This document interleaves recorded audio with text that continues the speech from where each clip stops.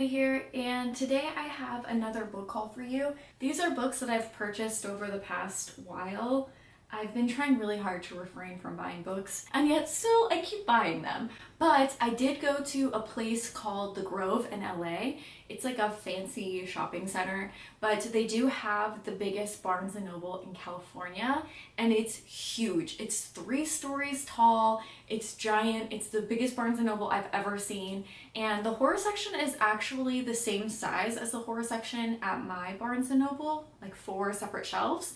But one of my whole shelves is filled with Stephen King, and this one wasn't like that, so I feel like they just had a wider variety of horror and books that I hadn't seen before, at least in stores. And so yeah, I bought a few from there, and then I bought a few other ones. I also have a book that was sent to me, so we got a lot of stuff to get into. So let me grab them and then we will start our little book haul. So the reason I even went to this Barnes & Noble was for this book. This is the graphic novel Sandcastle by Frederick Peters and Pierre Oscar Levi? I don't know, it has a little over the E, so I don't know how to pronounce it. But this is the book that the movie Old is based on, so I wanted to buy this to do a movie verse book. It wasn't at any Barnes & Noble near me. I saw that it was at the one in LA, and I had wanted to go to that Barnes & Noble for a while, since I know it was the biggest one, so I'm like, it's just a reason to get there. So anyways, I went there and I purchased this guy. I will be doing the movie verse book on this. I think the next video I'll be doing the movie verse book, comparing the book to this. I actually really enjoyed this. Like, this is such a fun book. It's pretty much like the movie Old, but there definitely are some big differences that I think make the book a little bit more enjoyable than the movie. So stay tuned for that. I will talk all about this in the next video. Let's see, I don't even remember what I got. Next, I got this. It's called Goth, and it's by, I'm sorry, I'm not gonna try to butcher this name, but this is called Goth. It looked interesting to me, and I did spend some time going on Goodreads because they had such a wide variety of horror books that I had never even seen or heard of, and so I spent a lot of time searching them on Goodreads and finding ones that had higher ratings. Not that I always agree with other people's ratings, but this one did seem very interesting, and it says, Marino is the strangest girl in school. How could she not be, given her obsession with brutal murders? And there are plenty of murders to grow obsessed with. As the town in which she lives is a magnet for serial killers, she and her schoolmate will go to any lengths to investigate the murders, even putting their bodies on the line. And they don't want to stop the killers. Marino and her friends simply want to understand them. So it just seems like an interesting book. It seems pretty unique. The cover really caught my attention, so I picked that guy up. And the next one that I got was called Suffer the Children. This is by Craig DeLuis. I can't pronounce anything, I'm stupid. But it just says that it begins on an ordinary day. Children around the world are dying. All children, everywhere. A global crisis beyond any parent's worst nightmare. Then a miracle beyond imagining. 3 days later, they return. Shattered mothers and fathers see their sons and daughters happy and whole once more, playing and laughing as before, but only when they feed. They hunger for blood, and they can't get enough upon which to feast. Without it, they die again. How far would you go to keep someone you love alive? So I think it's kind of like a twist on a vampire tale, but it seemed really interesting, and I had never seen this book or heard of this author before, and so I was like, I'll pick it up and try this book out. The next one that I got was Robert Marosco, Burnt Offerings, and this one just says that Ben and Marian are desperate to escape a stifling summer in their cramped and noisy Queens apartment. So when they get the chance to rent a mansion in upstate New York for an entire season for $900, it's an offer that's too good to refuse. There's only one catch. Beyond a strange and intricately carved door is a distant wing of the house that lives elderly Mrs. Erldice, and they will have to prepare her meals. But Mrs. Erldice never seems to emerge from the room, and it soon becomes clear that something weird and terrifying is happening in the house. As the suspense builds towards a revelation of what lies beyond that locked door, they will discover that the cheap vacation rental comes at a terrible cost. The basis for the classic 1976 film adaptation and an acknowledged influence on Stephen King's The Shining, Burnt Offering is one of the most original and scariest haunted house novels ever written.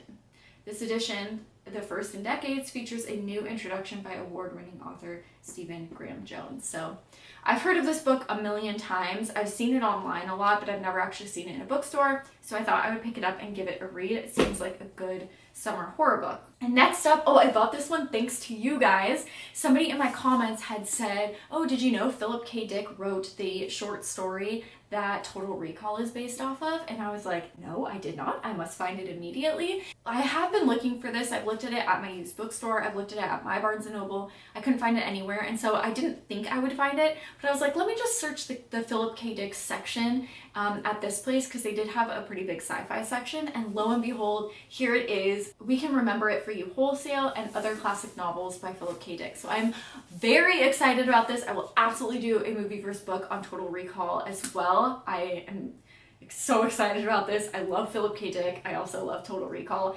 And I'm, just really excited to read his short stories. I have a ton of his novels, but I don't have a book of his short stories, I don't think. Thank you so much to whoever left that comment. I'm very, very excited. But this just says, countless readers worldwide consider Philip K. Dick one of the greatest science fiction writer of any planet. Since his untimely death in 1982, interest at Dick's work has continued to mount, and his reputation has been enhanced by a growing body of critical attention, as well as many films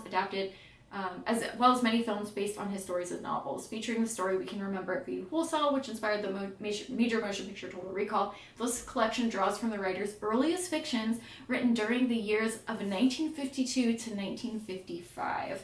Also included are fascinating works such as The Adjustment Team, which I guess was also turned into a movie, Imposter, which is also a basis for another movie, and many more.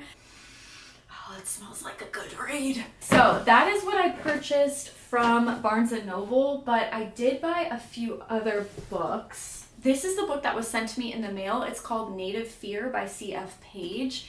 And the back here just says, winter 2017, Ollie Torrance, on the run and hundreds of miles from his home in Illinois, winds up passing through Coyote Village, Michigan. If he'd taken a left or a right at the main street intersection, he'd be fine. But he, unaware of the ill-omened genius Loki of the Elkhorn Ranch, went straight. He went up the Old Willow Road, and not being a local, he hadn't known about the sinister rumors, everything ranging from satanic worship to scientific experiments and stranger things.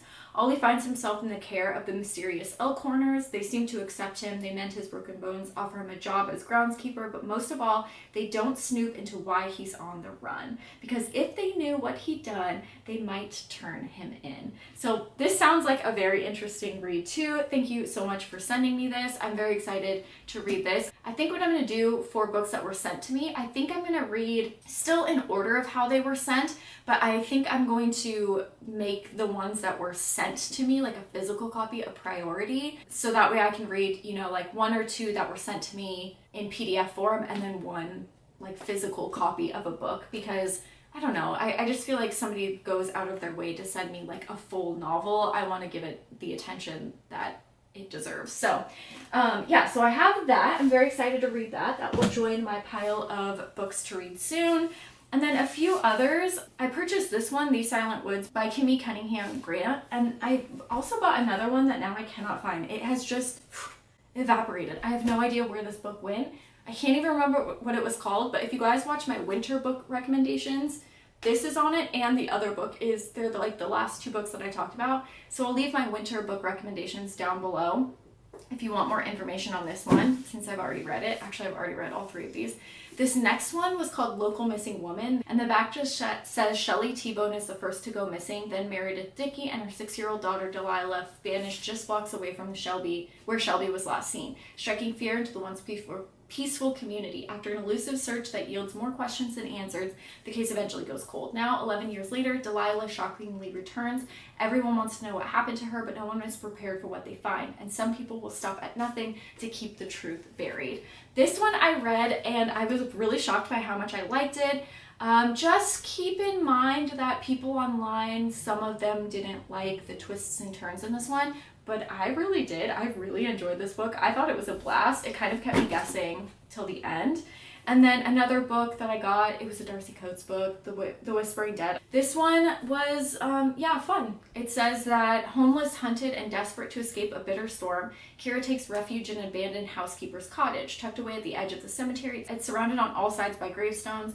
some recent, some hundreds of years old, all suffering from neglect. In the darkness, she can hear the unique, nope. And in the darkness, she can hear the unquiet dead whispering. The cemetery is alive with faint spectral shapes led by a woman who died before her time, and Kira, the only woman who can see her, has become her new target. Determined to help put the ghost to rest, Kira digs into her spirit's life with the help of unlikely new friends and discovers a history of deception, ill-fated love, and murder. But the past is not as simple as it seems, and Kira's time is running out. Tangled in a dangerous web, she has to find a way to free the spirit, even if it means offering her own life in return. So this one, it's definitely not my favorite Darcy Coates book, but I do really enjoy the characters, and the reason I wanted to read it is because the third one will be out next year. This is the first, and then obviously there's a second that I have to get to first, but the third one does come out next year. So in case you guys are interested in that series, yeah, there's that. I think those are all the books that I have purchased as of yet. I've been trying really, really hard to limit buying books, even though I know this doesn't seem like it. I tried, okay? I did what I could. I did what I could, but I cannot stop myself. But yeah, those are the books that I purchased. Let me know which ones you guys think are interesting. Let me know if there are any good books that you are reading that I should purchase. Check out my winter recommendations. It'll be linked down below, and I will see you soon with the old Movieverse book. Take us out, Mosley. See you soon. Bye! By the way, if you guys hear grumpy noises in the background of my videos, I hear them all the time when I'm editing, but it's him. This is Mosley, by the way. Okay, goodbye!